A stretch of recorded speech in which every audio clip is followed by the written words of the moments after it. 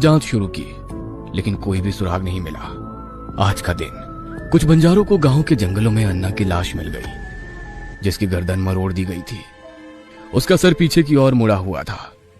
CID officer देश पांडे उस जगह पहुंच गए। उस जगह से पाटिल का वाड़ा बस सामने ही था।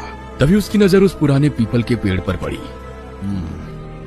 यह हत्या बाकी हत्याओं से अलग है, क्योंकि इसकी मौत गला काटकर नहीं हुई है। हाँ सर, लेकिन जिस तरह से इस आदमी का सिर उल्टा मोड़ दिया है, इससे ये पता चल रहा है कि ये काम किसी साधारण आदमी का नहीं है, ये कोई पहलवान का काम है।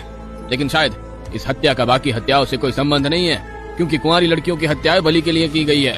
ये कुंवारी लड़कियों की बलि कैसे चढ़ाई जाती है? उसी इलाके का एक हवलदार उनके साथ था। वो बोला, जी, किसी देवी को या फिर भूत या राक्षस को साहब। क्या भूत प्रेत पीपल के पेड़ पर रहते हैं?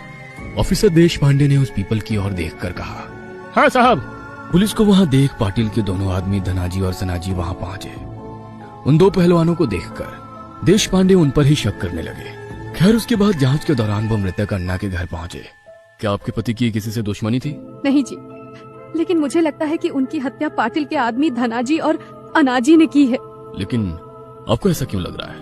क्योंकि कुछ दिन पहले उन्होंने मुझसे कहा था कि एक रात जब वो खेत से लौट रहे थे, तब उन्हें रास्ते में अनाजी और धनाजी जमीन खोदते हुए दिखे थे। उनके पास ही जमीन पर एक बोरी पड़ी थी। ऐसा लग रहा था मानो उसमें कोई इंसान हो।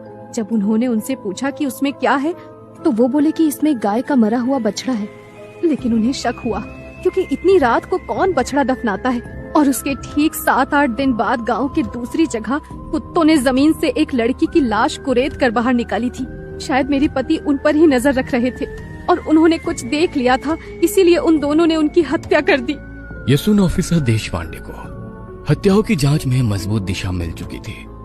उन्होंने धनाजी और अनाजी पर पूरी नजर रखी, लेकिन धनाजी और अनाजी काफी तेज और चालाक थे। अनाजी और धनाजी को ये बात पता चल गई कि पुलिस उन पर नजर रखे हुए है। शाम को वो वाड़े के पिछले दरवाजे से बाहर निकले और जंगलों से दूसरे गांव की तरफ गए। वहां से गुजरते वक्त उन्हें जंगल में एक औरत दिखाई दी।